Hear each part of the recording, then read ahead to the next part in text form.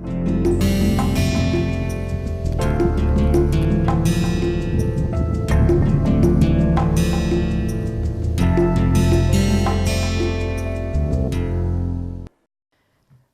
to the course on diffusion in multi-component solids.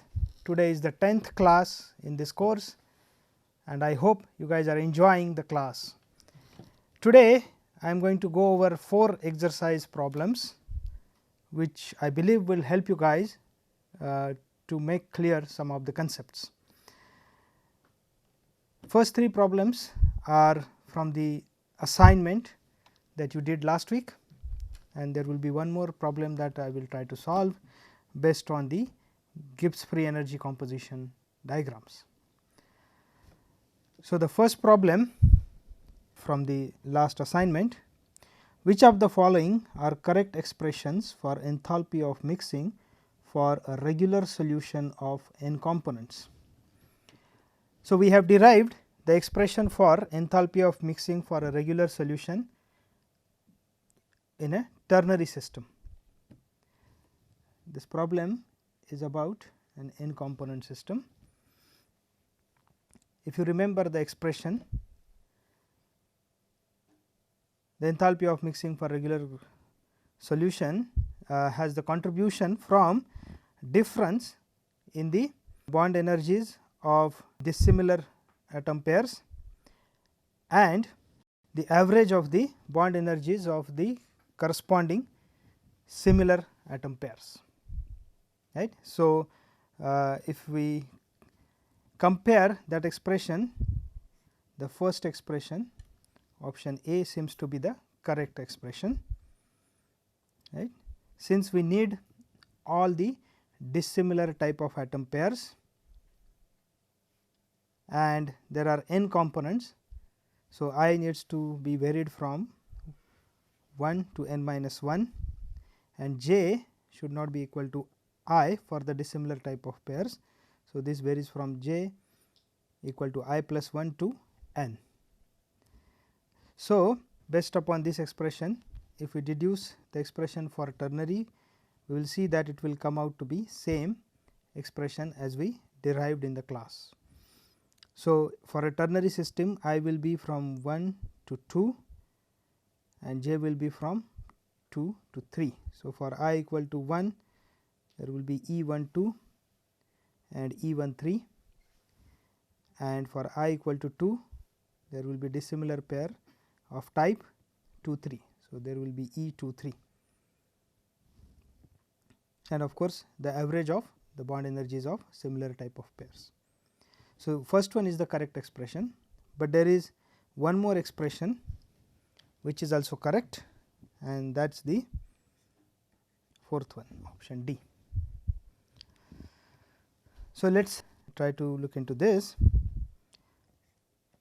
So, we know delta G mixing is given as summation of x I delta G I m bar, where delta G m is the molar Gibbs free energy of mixing of the solution and delta G I m bar denotes the partial molar Gibbs free energy of mixing of I in the solution.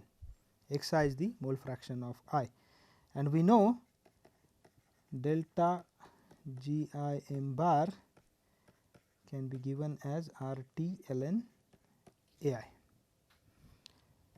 So, delta G m comes out to be R T summation x I ln A I, but A I is equal to gamma I x I, where gamma I is the thermodynamic activity coefficient. So, delta G m should be equal to R T sigma x I ln gamma I plus R T sigma x I ln x I. Now, when we consider a regular solution, delta G m for regular solution should be delta H m regular minus T delta Sm, and for a regular solution we assume that the entropy of mixing is same as that for an ideal solution.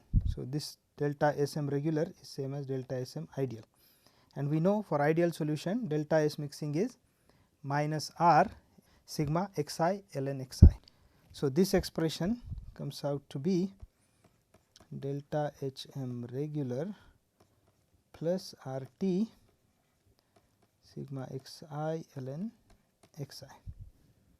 Now, if you compare this with the general expression for delta Gm, right, these two terms will cancel out from both sides, and so we get delta Hm regular should be equal to RT sigma xi ln gamma I. So, this is the option D or the fourth expression here. So, that should also be correct. Okay. So, this was the first problem. So, this is the second problem. If the partial molar Gibbs free energy of mixing of A in a regular solution containing 70 mole percent of A and 30 mole percent of B is minus 1000 joule per mole at 600 degree centigrade, what should be the thermodynamic activity coefficient of component A in the solution at 600 degree Celsius? So, what is given here is partial molar Gibbs energy of mixing of A. So, delta Gm A bar is given as minus 1000 joules per mole, and this is at a temperature of 600 degrees Celsius, which is 873 Kelvin. What should be the thermodynamic activity coefficient of component A? The mole fractions are given as Xa equal to 0.7 and Xb is equal to 0.3, and we need to find out the thermodynamic activity coefficient gamma I. Based on the last problem that we solved, we know delta Gm A bar is equal to RT ln AA, which should be equal to RT ln XA plus RT ln gamma A. So, if we rearrange the term, gamma A, the thermodynamic activity coefficient of A, comes out to be exponential of delta Gm A bar minus RT ln XA divided by RT, and if we substitute, delta Gm A bar is minus 1000 joules minus R is 8.314 times 873 times ln, the mole fraction of AXA is 0.7 divided by 8.314 times 873, and the answer comes out to be gamma A equal to 1.245.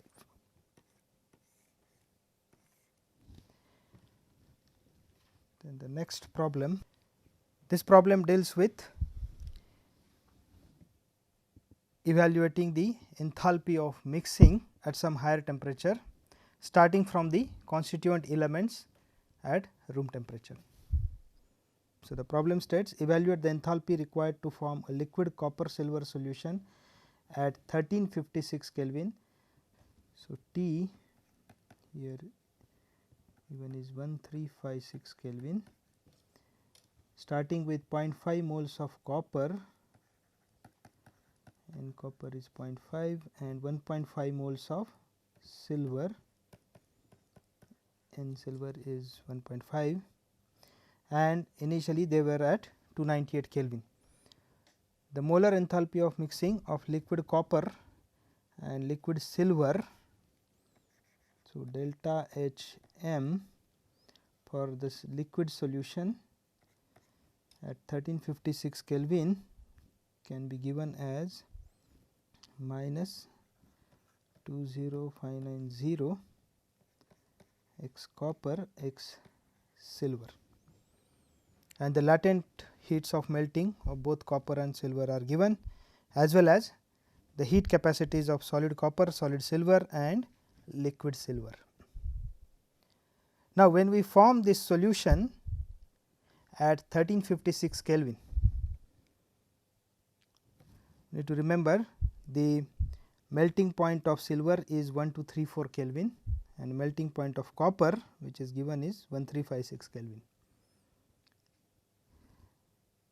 So, the melting point of silver is lower than the temperature which we are considering. So, as we heat silver from 298 Kelvin, it will undergo melting at 1234 Kelvin, and then from 1234 to 1356 Kelvin we need to heat the liquid silver. Copper we will heat from 298 Kelvin to 1356 Kelvin, and then we will melt the copper at 1356 Kelvin, which is the equilibrium melting point of copper, and then we mix the two liquids to form a liquid solution, right. So, there are these steps involved. First, we need to heat 0.5 moles of copper from 298 Kelvin to 1356 Kelvin. Then melt 0.5 moles of copper at 1356 Kelvin.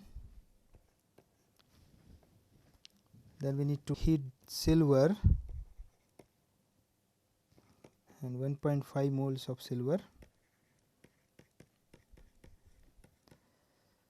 from 298 to its melting point 1234 Kelvin. Then melt 1.5 moles of silver at 1234 Kelvin. Then we need to heat 1.5 moles of liquid silver from 1234 Kelvin to 1356 Kelvin. Now, once we have both silver and copper in liquid form at 1356 Kelvin, we will mix them to form a solution.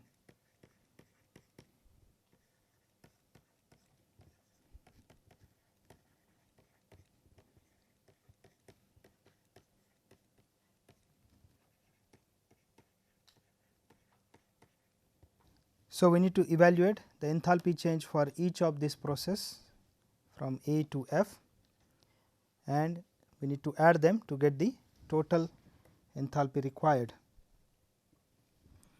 So, if we consider the step A, delta H A, heat required for heating 0.5 moles of solid copper from 298 Kelvin to 1356 Kelvin should be equal to 0.5 integral 298 to 1356 Cp dt, and this Cp is basically Cp of solid copper. If we look into the expression for Cp of solid copper here, so we can write 0.5 times integral 22.64 is 22.64 T. So, this should be 1356 minus 298 times 22.64 plus 6.28 times 10 to the power minus 3 by 2 T square. there should be 1356 square minus 298 square, and if we evaluate this comes out to be 14,724 joules.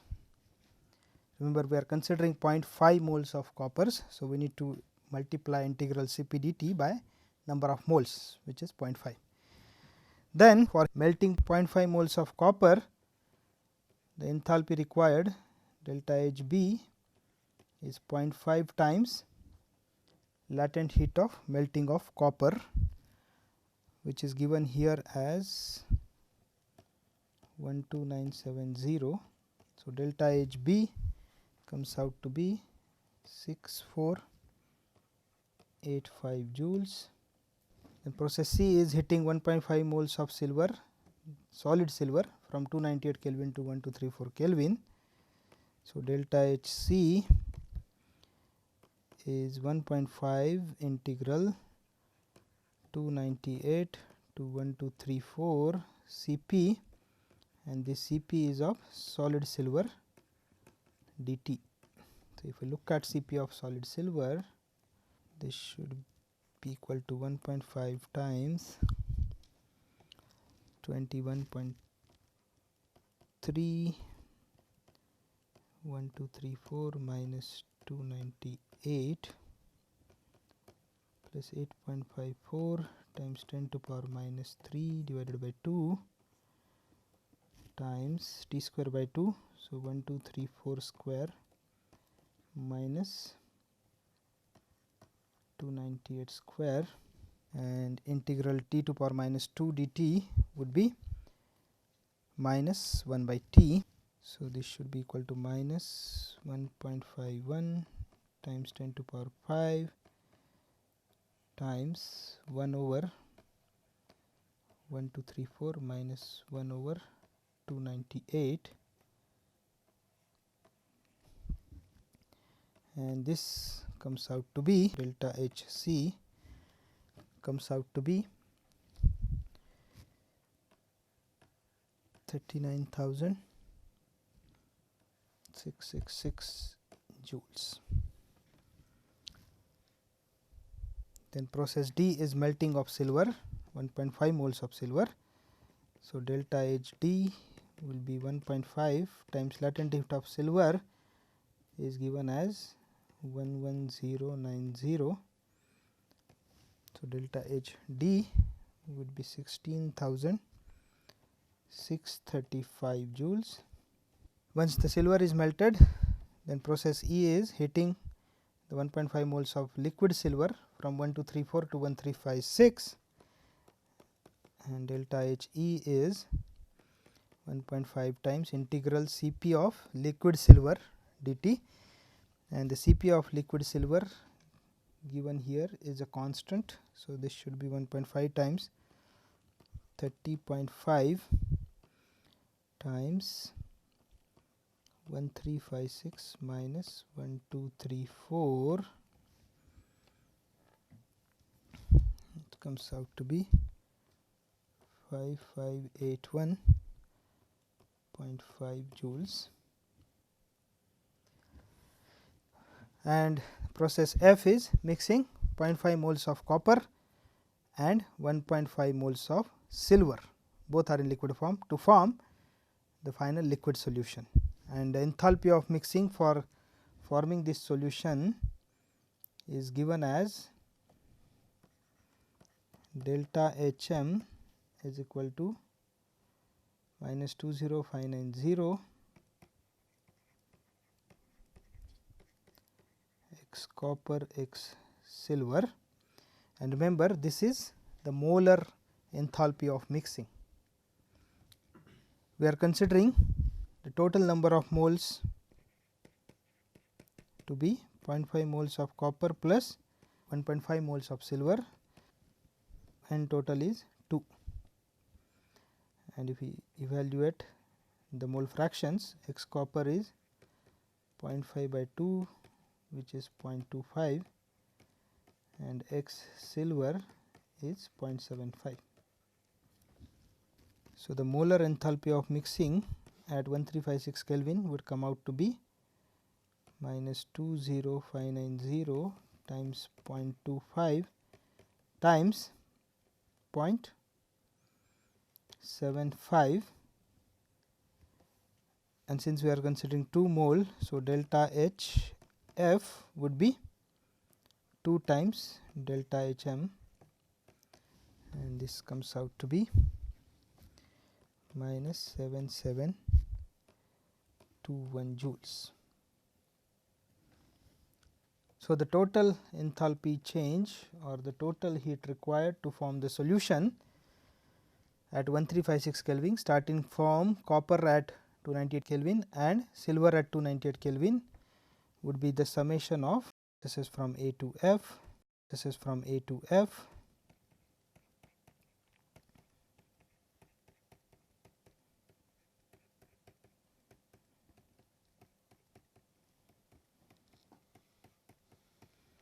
and so this delta H comes out to be 75,371 joules. Okay. This is how we can evaluate the enthalpy of mixing to form a solution from its pure constituents. So, now let us look into fourth problem. The first three problems were from the assignment last week. Now, this one I want to go over this because this will make some of the concepts clear. How do we use the Gibbs free energy composition diagrams to get to the phase diagrams. So, typically in computational thermodynamics we will need the Gibbs free energy data, we will draw the Gibbs free energy composition diagrams for the solutions, and from there we will decide the phase stability and draw the phase diagrams. But for simplicity of understanding, let us go in a reverse way. So, the phase diagram is given and we would like to draw schematically the Gibbs free energy versus composition diagrams, which would represent the given phase stabilities. So, this is an aluminum magnesium phase diagram. I would like to note here that this is a schematic diagram, this is not accurate phase diagram. It is not complete because there is a R phase which appears between the beta and gamma phases is missing, and also the beta phase has some solid solubility on both sides, but I have shown it as a line compound for this exercise. Okay. So, we have to draw the schematic Gibbs free energy composition curves at 400 and 437 degree centigrade. So, first look into 400 degree Celsius line. So, let us mark these points as A, B, C, D and E. We can see that up to A there is a single phase alpha solution that is stable. This is basically the FCC solution of magnesium in aluminum, and B corresponds to the line compound beta. This is an intermetallic Al3Mg2. So, between A and B there should be a two phase region alpha plus beta. Similarly, between C and D there is a single phase stability of gamma, which is another intermetallic with the stoichiometry Mg17L12, and between B and C there is a two phase stability region beta plus gamma, and beyond E again the single phase solid solution is stable. This is basically the HCP solid solution of aluminum in magnesium, and between D and E there is a two phase stability region of gamma plus M. M is the magnesium solid solution. Now, when we draw the Gibbs free energy composition diagram, we will first fix the reference points or what we call as standard states, and the reference points for G we take as the stable state of pure element at the given temperature. So, at 400 degree centigrade both pure aluminum and pure magnesium are stable as solid phases, more specifically aluminum as FCC solid and magnesium as HCP solid.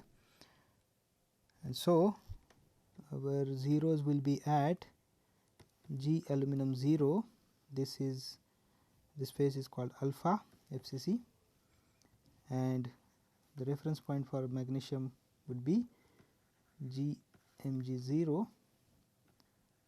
M or HCP.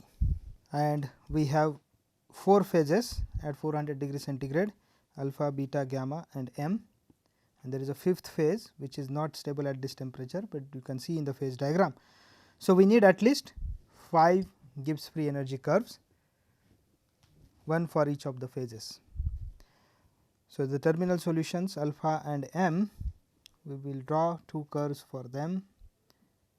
Let us say this is the Gibbs free energy curve for alpha, and let us say this is for M phase. Now, there is a 2 phase region between alpha and beta. So, when we draw the Gibbs free energy curve for beta, and it is a line compound. So, we expect the curve to be very sharp. So, if we draw the curve for beta, and we should be able to draw a common tangent between alpha and beta, and that common tangent should give the 2 phase configuration which has the lowest Gibbs free energy between points A and B, which are the touching points of the common tangents of the 2 curves. So, let us draw the, so this is beta, and if we draw the common tangent,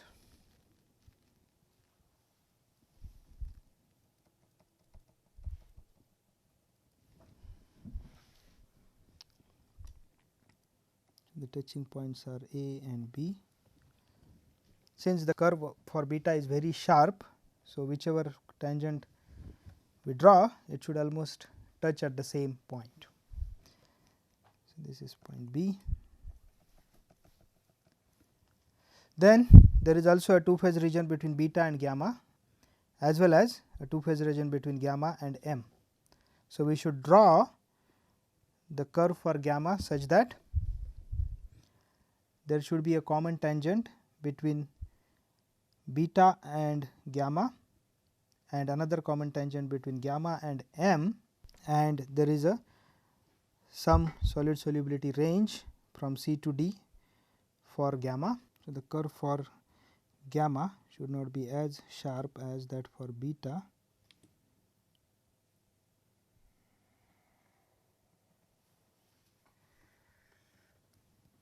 This is the curve for gamma.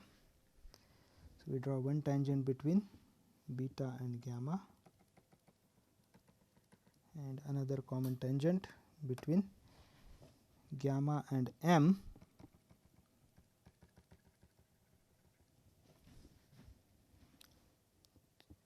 So, this will be point C, this will be point D, and this will be point E.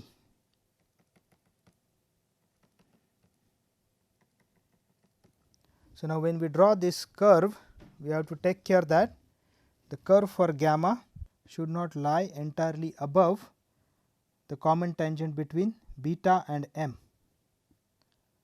Otherwise, what would happen? The stability will change, because then 2 phase equilibrium will be between beta and M, and the gamma field will not be stable at all, because if any composition between the 2 touching points splits into 2 phases, one with beta and M, then that will give the lowest Gibbs free energy configuration. So, we have to be cautious about that. Okay. So, as we can see, up to point A, alpha phase has the lowest Gibbs free energy. So, this is the alpha stability region. Between A and B, alpha plus beta are stable. Only at composition B the beta is stable, because it is a line compound. Between B and C, again the 2 phase stability region, beta plus gamma. Between C and D, gamma single phase stability exists. Beyond E, the single phase M is stable, and between D and E there is a two phase stability gamma plus M. Now, liquid is not stable at any composition. So, the liquid will essentially lie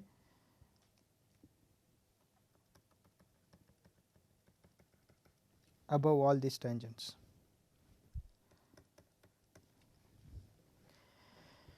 Now, this was at 400 degree centigrade.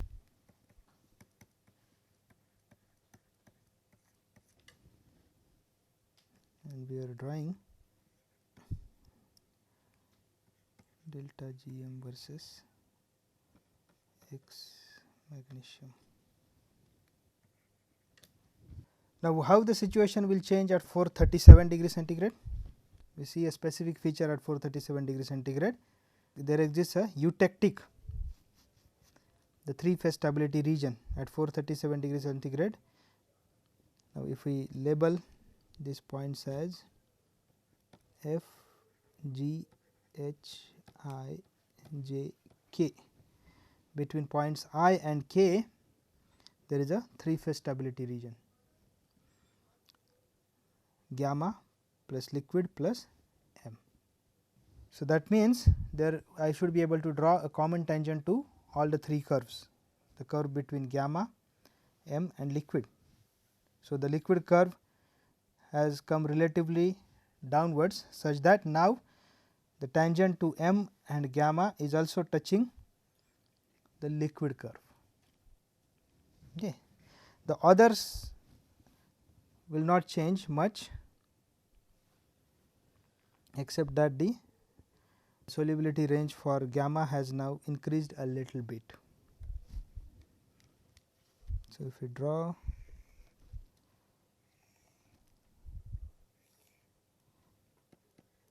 delta Gm versus X magnesium,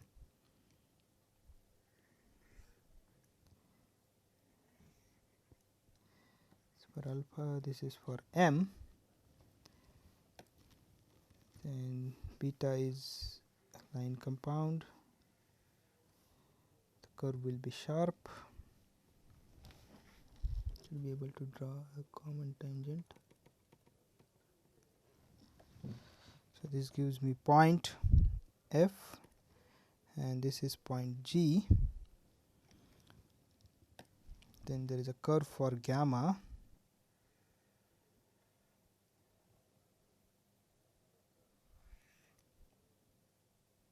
able to draw a common tangent between gamma and beta and also M and gamma. So, these are my points H, I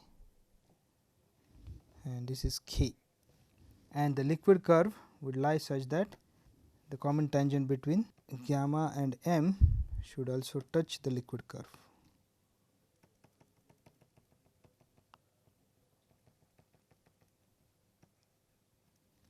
So, this is my point J.